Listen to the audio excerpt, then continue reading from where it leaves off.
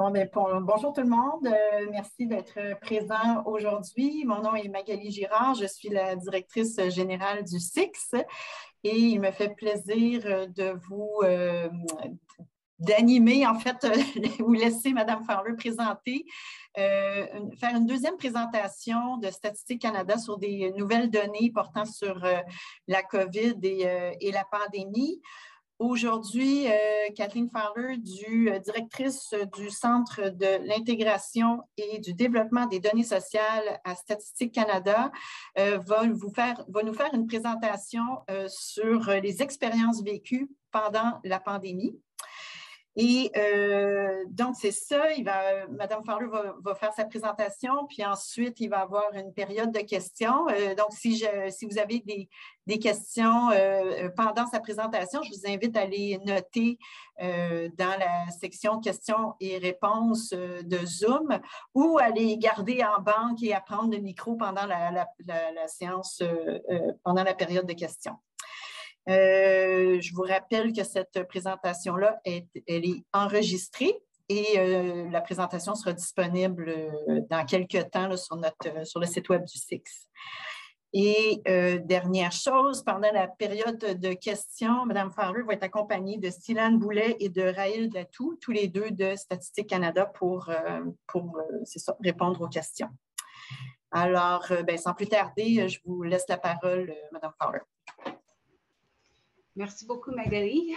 C'est mon plaisir d'être ici aujourd'hui pour vous en parler du portrait de la société canadienne, notre panel en ligne, surtout la deuxième vague qui était intitulée « Des expériences pendant la pandémie ». À la prochaine. Donc, je vais situer les panels web, les panels en ligne en contexte pour les personnes qui ne connaissent pas cette méthode de collecte. C'est vraiment d'obtenir un échantillon de répondants qui acceptent de participer à une collection de courtes enquêtes en ligne. Dans ce contexte, c'était jusqu'à 4 fois au cours d'à peu près une année. Cette méthode permet à nous autres de recueillir des renseignements importants auprès des Canadiens de manière plus efficace, plus rapide et plus économique qu'avec les méthodes d'enquête traditionnelles. C'est surtout parce qu'on n'a pas besoin de faire un suivi téléphonique avec ces répondants. C'est sur l'Internet et c'est sur le web. Pour encourager la participation à nos répondants, on retourne ou on remet les produits de données pour qu'ils puissent voir comment on a utilisé leurs réponses d'un questionnaire à l'autre. Donc, la méthode est fondée sur un échantillonnage probabiliste. Donc, c'est possible d'extrapoler les résultats pour les appliquer à la population canadienne. Aussi, parce qu'on a fait un recrutement d'une autre enquête, on a des données démographiques standards déjà collectées qu'on peut utiliser et on n'a pas besoin d'inclure dans le questionnaire. À la prochaine.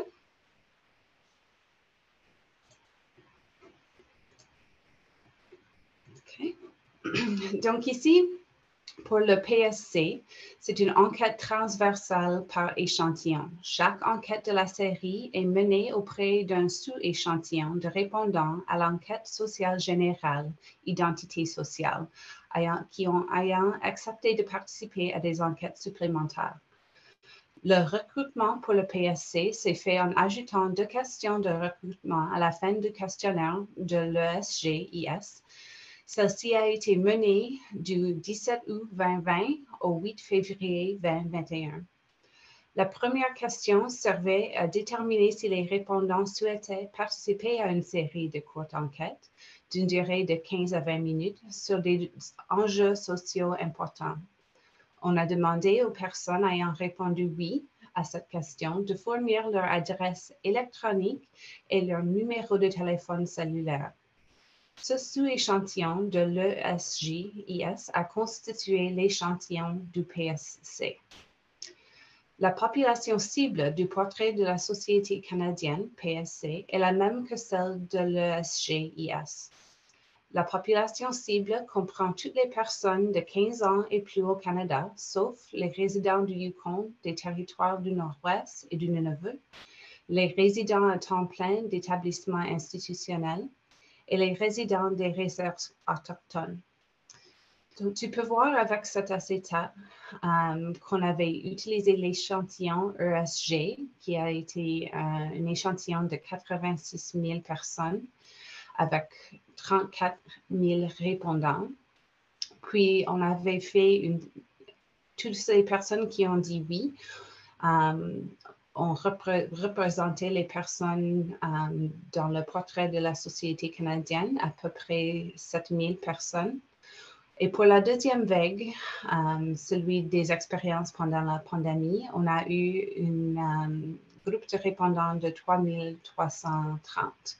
Donc, ceci représente un taux de réponse cumulatif de 3,8%. Prochain. Donc, les paramètres du PSC, c'est une courte questionnaire, 5 à 10 minutes, environ 15 à 20 questions.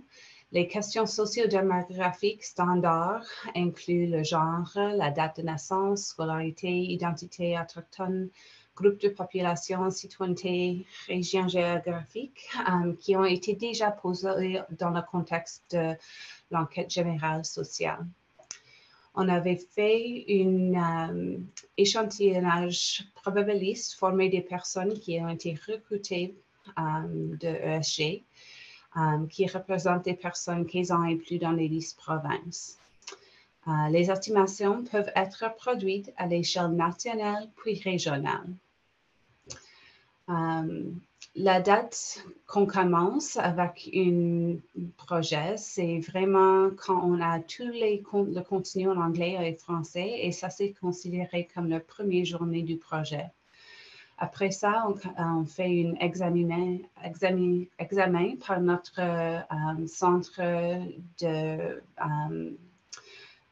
révision des questionnaires et puis un examen de l'accessibilité avec le questionnaire, et ça prend à peu près 20 jours.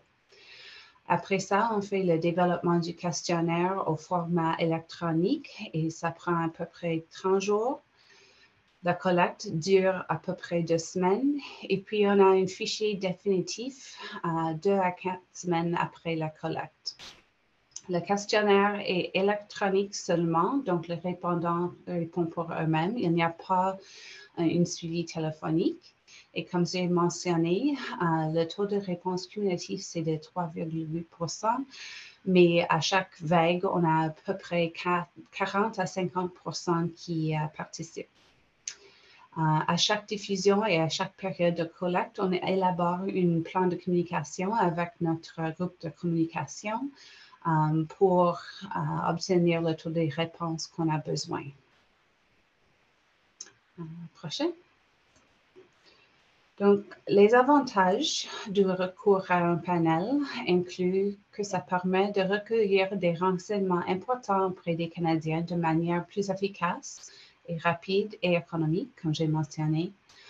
Nous avons consulté des partenaires internes puis aussi externes afin que le contenu produit fournisse des données aux intervenants pour qu'ils puissent prendre en temps opportun des décisions stratégiques fondées sur des données probantes.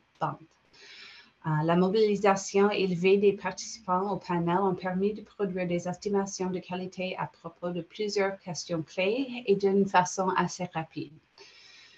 Nous avons mené les 2 premières enquêtes par panel de la PSC en mettant l'accent sur des questionnaires ayant trait à la COVID-19 afin de pouvoir continuer de fournir des données fiables et actuelles sur des thèmes par rapport auxquels les effets de la pandémie se font sentir.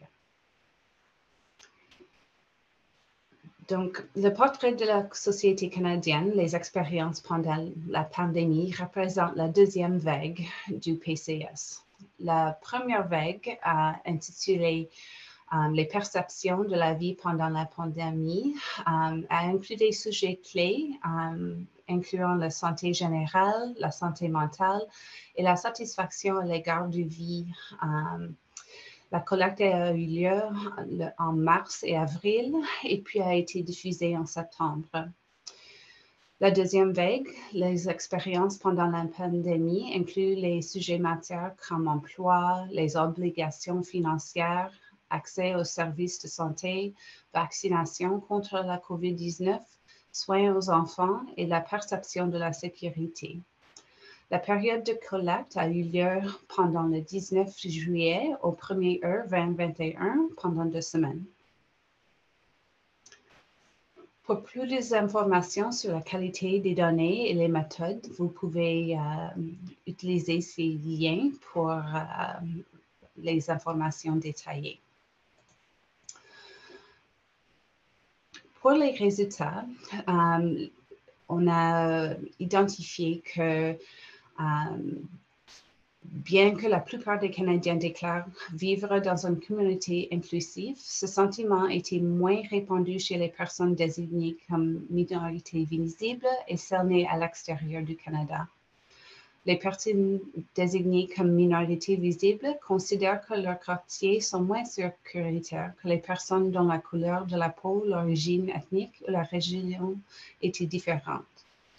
Les Canadiens désignés comme minorités visibles ou ceux nés à l'extérieur du Canada déclarent avoir subi des répercussions financières plus importantes en raison de la pandémie. Prochaine. Cet acétate illustre les écarts relatifs à la perception de la sécurité des personnels du quartier. Bien que la majorité des Canadiens, 87%, considéraient leur collectivité comme sécuritaire pour les autres, d'importantes différences ont été constatées. Le graphique illustre les différences en termes de pourcentage en matière de perception de la sécurité des quartiers selon les caractéristiques que j'ai déjà mentionnées, comme des caractéristiques sociales comme le statut de minorité visible, le lieu de naissance, le genre, le groupe d'âge, le niveau de scolarité et la région de résidence. Il montre que les minorités visibles étaient moins susceptibles de considérer que leur quartier était sécuritaire pour les personnes dont la couleur de la peau, l'origine ethnique ou la religion étaient différentes, comparativement aux personnes n'appartenant pas à une minorité visible, 80% par rapport à 88%. La perception de la sécurité dans les quartiers différait également selon le genre, le groupe d'âge et la région de résidence des répondants. Les femmes étaient moins nombreuses que les hommes à considérer que leur collectivité était sécuritaire pour les personnes d'origine diverses, tout comme les jeunes 15 à 29 ans, comparativement aux personnes âgées de 45 à 64 ans. Et puis les résidents des provinces de l'Atlantique considéraient que leur quartier comme plus sécuritaire que ceux de l'Ontario. Prochaine. La deuxième enquête nous a permis de refléter sur cette situation puisqu'elle a révélé que les Canadiens désignés comme minoritaires visibles ou nés à l'extérieur du pays étaient beaucoup plus susceptibles que les autres Canadiens d'affirmer que la COVID-19 avait eu une incidence majeure sur leur capacité à respecter leurs obligations financières ou à satisfaire leurs besoins essentiels, comme les paiements du loyer ou de l'hypothèque, les services publics et l'épicerie. De plus, une proportion beaucoup plus faible de Canadiens désignés comme minorités visibles ou nés à l'extérieur du pays ont déclaré que la pandémie n'avait pas engendré de répercussions pour eux sur le plan financier. À titre d'exemple, un peu plus du quart, 27% des personnes appartenant à une minorité visible et un peu plus du tiers, 34% des personnes nées à l'extérieur du Canada ont déclaré que la pandémie n'avait eu aucune incidence sur la situation financière, comparativement à près de la moitié des répondants qui n'appartiennent pas à une moitié visible, 48%, ou qui sont nés au Canada, 46%. La prochaine. Donc, c'est quoi les prochaines étapes pour nos panels? On a une collecte pour la troisième questionnaire dans cette série. C'est l'enquête sur l'impact de la hausse des prix et la collecte commencera le 19 avril avec une diffusion planifiée pour le mois de juin. On veut aussi construire des échantillons de panels à partir de sources multiples. Donc, on ajoute des questions de recrutement à plusieurs enquêtes de Statistique Canada et on fait une étude de faisabilité sur la pondération avec plus d'une source pour notre troisième vague. On veut aussi créer des autres panels de répondants ciblés avec une mesurer des expériences des groupes de minorités visibles ou pour des parents aussi.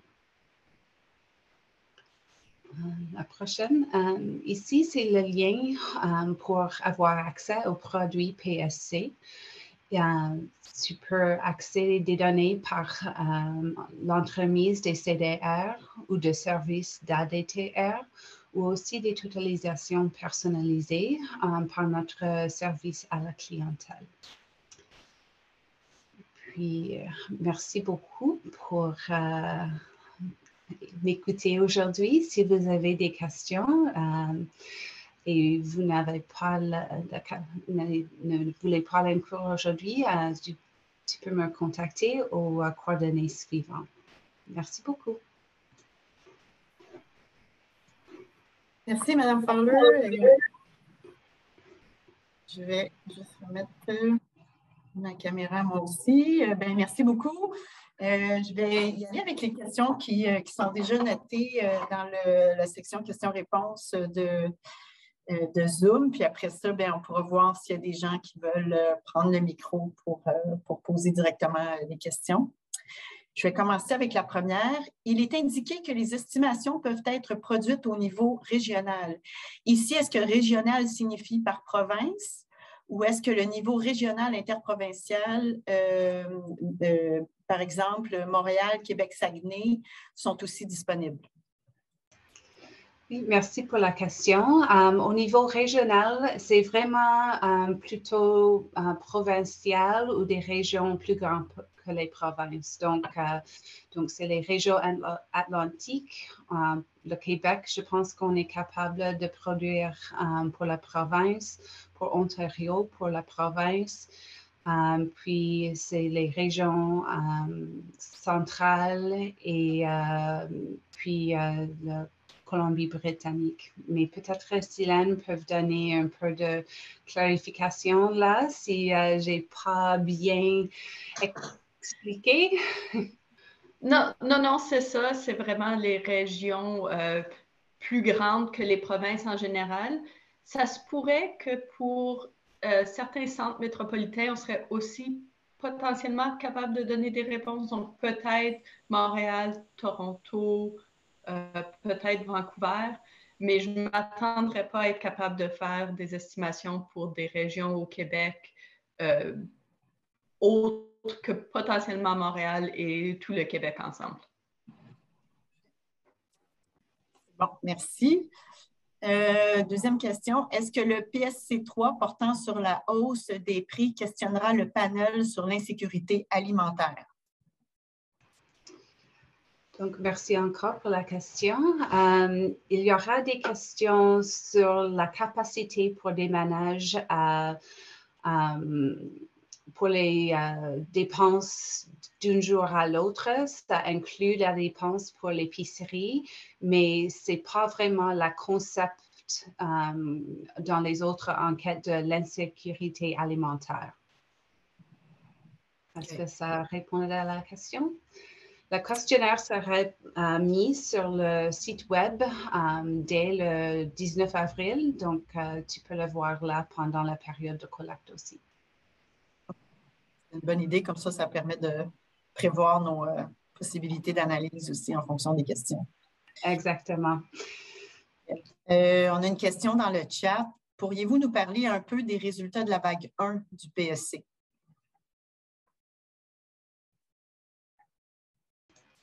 Oui, je peux le faire. C'était les expériences pendant la pandémie. Donc, le sujet matière était surtout la perception de la vie. Donc, je m'excuse un moment ici. Perception de la vie. Donc, on avait demandé des questions sur la santé mentale, puis la santé en général. Et surtout, on a vu que les Canadiens de 15 à 34 ans étaient moins susceptibles que ceux de 35 à 54 ans et ceux de 55 ans et plus de déclarer une excellente ou très bonne santé mentale. Les personnes en couple, mariées ou en union libre étaient plus susceptibles que celles qui ne sont pas en couple, donc ceux qui étaient veuves, séparés, divorcés ou célibataires, de déclarer une excellente ou très bonne santé mentale. Puis, plus d'un Canadien sur deux qui était en couple a déclaré une excellente ou très bonne santé mentale, comparativement à 37% de ceux qui ne l'étaient pas. En ce qui concerne la santé générale autodéclarée, environ 3 Canadiens sur 5, donc 58%, ont déclaré que leur santé générale était excellente ou très bonne. Un an plus tôt que ça, parce que ça reflète avril 2021, c'était le cas de 69% des Canadiens, donc une baisse de 11 points de pourcentage. À l'égard de la satisfaction de vie, c'est abaissé par rapport à 2018. Sur une échelle de 0 à 10, la satisfaction moyenne à l'égard de la vie était de 8,9% en 2018, comparativement à 7,2% en avril 2021. Les Canadiens plus jeunes déclaraient en moyenne un degré de satisfaction à l'égard de vie plus faible que les Canadiens plus âgés. Et puis, en outre, les personnes en couple, à peu près 7%, se disaient en moyenne plus satisfaites à l'égard de vie que celles qui n'étaient pas en couple, à peu près 6,5%. Donc, il y a des rapports aussi que je peux partager, précisément un rapport intitulé « Satisfaction à l'égard de la vie au Canada avant et pendant la pandémie de COVID-19 » qui a plus de détails au sujet de la satisfaction à l'égard de la vie des Canadiens. J'imagine que c'est un rapport qui est disponible sur le site web de Statistique Canada. Parfait. Oui, oui.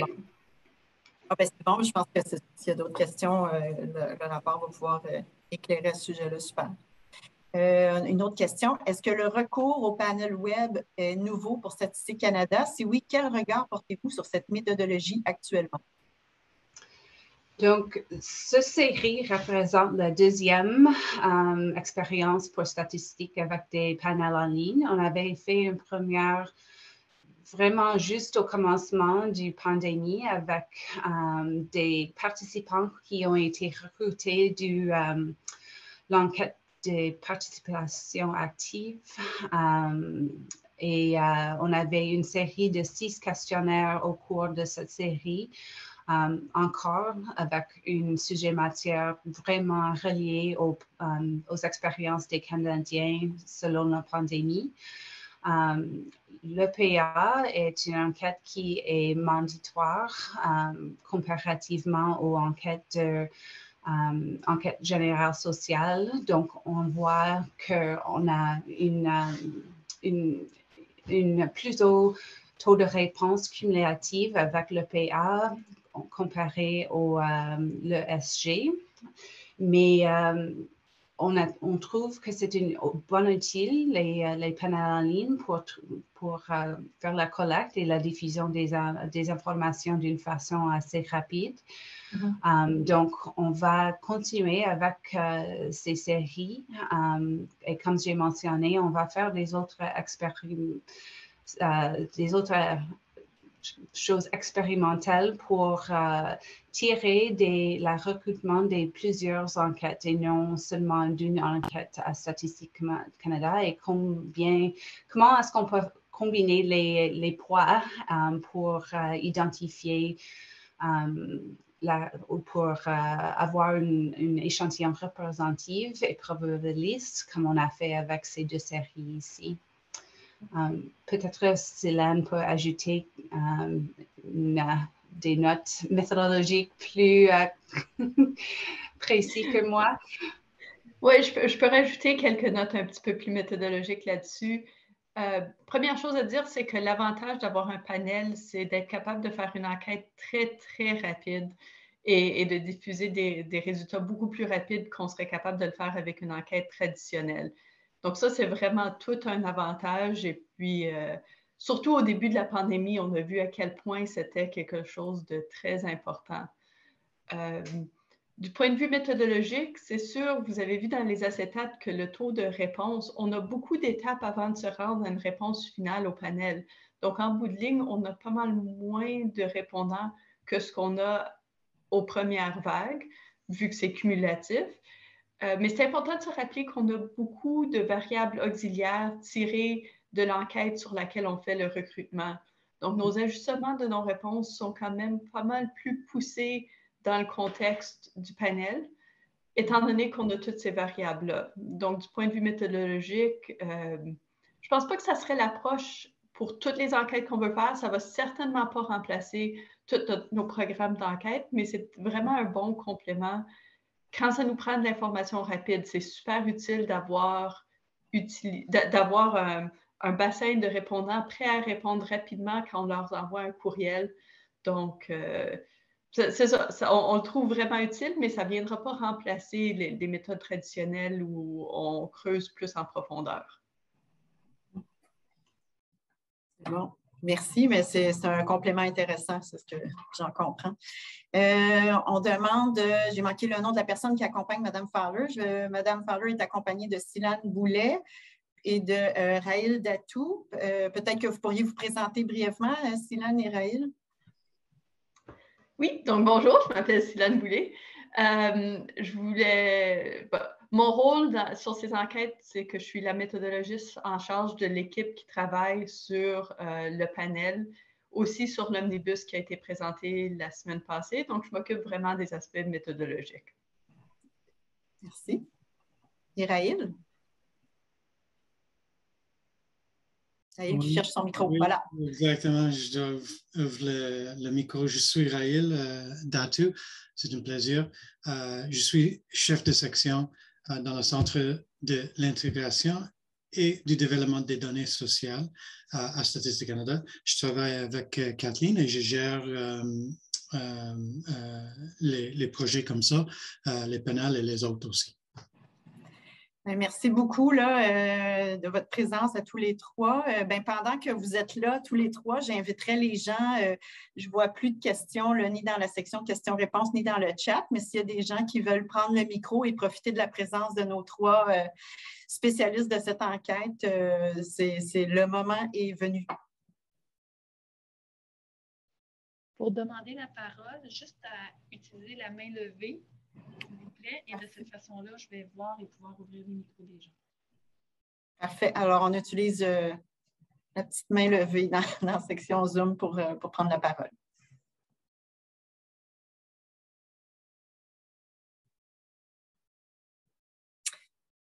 S'il n'y a pas de... comment... bon, j'ai une autre question dans le chat. Comment priorise-t-on les sujets?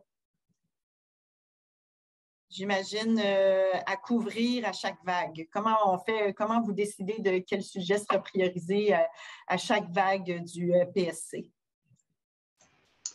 C'est une bonne question et ça change. On a un comité interne qui identifie les priorités de l'organisation et les demandes des clients à l'externe puis à l'interne aussi et identifie quand des projets sont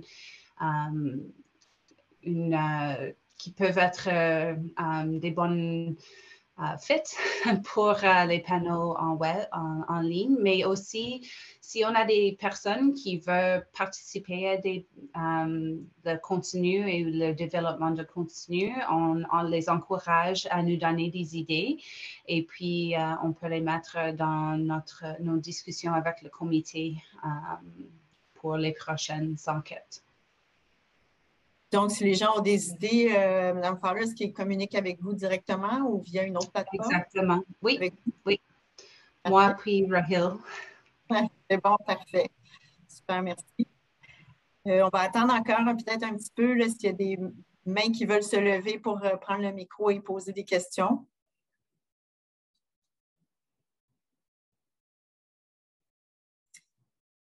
S'il n'y a pas d'autres questions, ben je vais prendre l'occasion pour vous remercier, Mme Fowler, Silan et Rahil, de votre présence aujourd'hui. C'était bien intéressant. Je rappelle à tous les gens là, que la semaine prochaine, on va avoir aussi, la semaine prochaine, le 19 avril, puis version française, et le 26 avril, version anglaise, il va y avoir une autre présentation de Statistique Canada portant sur des nouvelles données liées à la COVID et la pandémie. Cette fois-là, ça va être une présentation sur les répercussions de la COVID-19 sur les travailleurs de la santé. Et donc, c'est ça, le 19 avril, version française, et en version anglaise, le 26 avril. Mais merci à tous les trois, puis je vais vous souhaiter une belle après-midi. Merci beaucoup pour l'opportunité. Bonne journée. Bonne journée.